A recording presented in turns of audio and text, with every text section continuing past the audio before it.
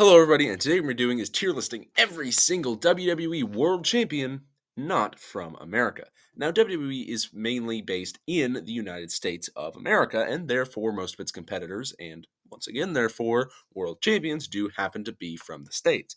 However, we have had, however many this is, I haven't actually counted, amount of world champions not from here. We've had a couple from Canada, that's where most of them end up coming from. We have a pair from Ireland, we have Australia, we have Scotland, we have everything basically under the sun, and I'm going to be ranking them from worst to best in this 5 list area. Now, I'm going to try and list not them as a person, but their world title reigns. Now, I don't know everything about some of these, so you're going to have to give me some lenience. Like, yeah, I don't know much about Pedro Morales' world title reign. Sorry. But I'm going to try and do my best, at least for the rest of them. We're going to get started with Gail Kim and her women's world championship reign.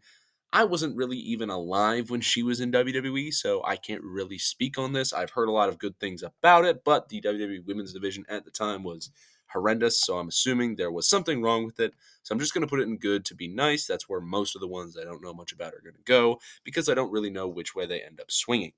On the other hand, we have Paige as a Divas champion. She is from Britain. The Divas title was never really a good belt. It doesn't fit her, character. She's a very dark and, she always looks like an emo girl from the 2000s. But, the pink butterfly belt? What? And I think the belt doesn't really go with her, but I do think that she at least brought something to the stage. I don't think she's good, very good now. She wasn't great then, but I'm going to be putting her in good as well because I don't really know where else to put it. Once again, I know people are going to hate me in the comments because, Gail and Saray in the same spot. What? Gail was so much better. Saray was so much better.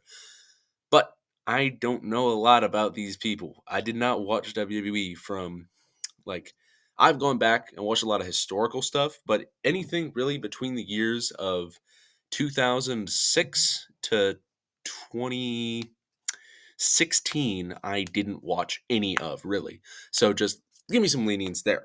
Then we have Alberto I still can't roll my R's. Rio. Horrendous person, so, jail.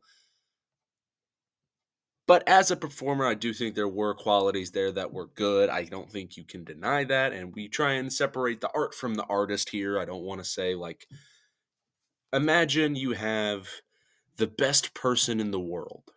They are an incredible person, just as a person, but they invent dynamite. So Nobel, whatever his first name was, I think it was Alfred. So Alfred Nobel has the Peace Prize, yet he created dynamite. It's an inverted version of that where bad person, good things came of them. So I'm going to put Del Rio in mid because I don't feel well putting him anything above that. But he did have qualities that were brought to the table that were good. Then we have the man, Becky Lynch. I think you can't put her in anywhere else other than Legendary. I don't think you can do the same with Brett or Bruno. So I'm going to put all of them up there all at once. All of them had distinct things about their title reigns. Becky is obviously a very charismatic person, Brett very technical, and Bruno very, I am a 1960s and 70s babyface, and I am going to appeal to those blue-collar Americans and beat up those foreign heels, even though I am not from here. Go blue, or go red, white, and blue, because I'm Bruno Sammartino, and even though I'm from Italy, go USA. He was a champion for a long time. What do you want me to say? And back in the day, just beating up foreign heels would do you wonders, if you know what I mean. But all of them, as I said, have their own qualities to put them in that legendary status. All of them Hall of Famers in their own right. Boo Goldberg. I'm just saying what Brett would say in this situation. Then we move on to probably the weird part of the video where I have to talk about Chris Benoit. Now, we talk about removing the art from the artist, and I'm going to do the same thing here with Chris. I think if you look at his title run, not the guy, you kind of have to put him in great, at least. I'm not going to put him in legendary because, he doesn't deserve it. But I think, just talking about the title reign, you can put the title reign and his pro wrestling work in the great category. I'm not putting him as a person. I'm putting the title reign and his wrestling ability and career. So don't kill me over that. But this does not mean that I like what he did or I'm a fan. No. It means his wrestling was good. so he goes in the great category. And I'm leaving it at that. Then we move on to Rhea Ripley. She's going in the same category. She's not necessarily that legendary status yet. I think give her like one more world title run, and she's definitely going to be there. Once she beats Liv for the belt, she's going in legendary. And someone in the comments is going to yell at me, "Oh, Liv and Chris and Rhea and Chris in the same tier, boo!" But like, what else do you want me to do? Put them in the jail status? Like, I know technically, yeah, but at the same time, we're just looking at their wrestling ability. And Rhea, you can probably already put her in legendary now. Matter of fact, I'm probably going to leave her there. But I would love to see one more title reign. It's definitely going to end up coming. So, what do you want me to say? Then we move on to Pedro Morales. As I said, I know nothing about Pedro Morales. It's going in good. And while I'm at it, let me just make sure there's nobody else in here that I know like nothing about. Iron Sheik, nothing. Ivan Koloff, nothing. I can throw Andre in mid because his title reign was like a day, so I don't think I can really rank that anyways. But let's move on to the people that I can actually talk about. We have Christopher Jericho.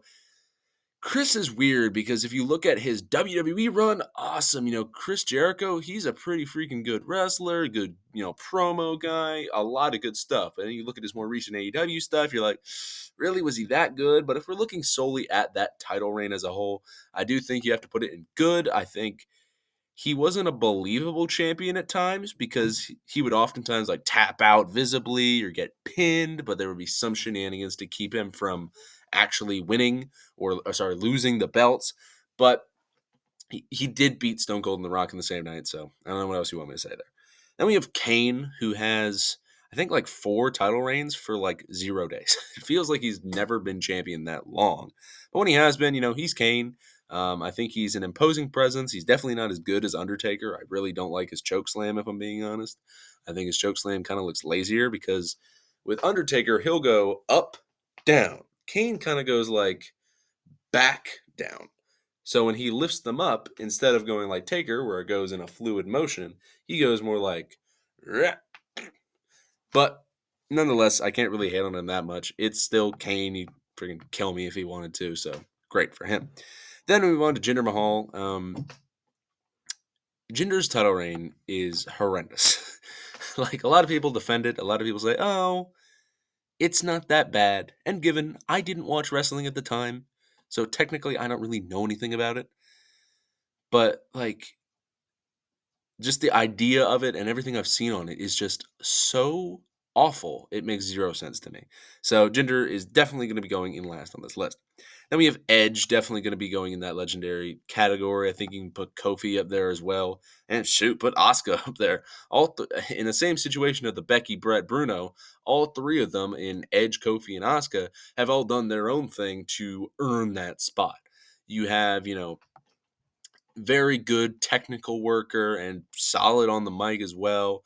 You have a great charismatic individual, and you have, well, he's not exactly beat up foreign heel, but he's more he's very similar to the your Becky-esque person, where great at promos, solid in ring, good for them. And there are a lot of people like that, and that's why they end up going in this legendary status. So all 3 of them, very similar things to the Becky, Brett, Bruno thing. All of them are Hall of Famers and legendary in their own right. Then we have Great Khali. I'm just putting him in jail. Like, what do you want me to say?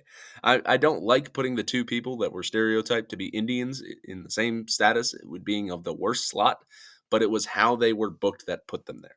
There are many better ways to book both of these dudes that just didn't happen, so I can't put them in any status above this, especially as world champion.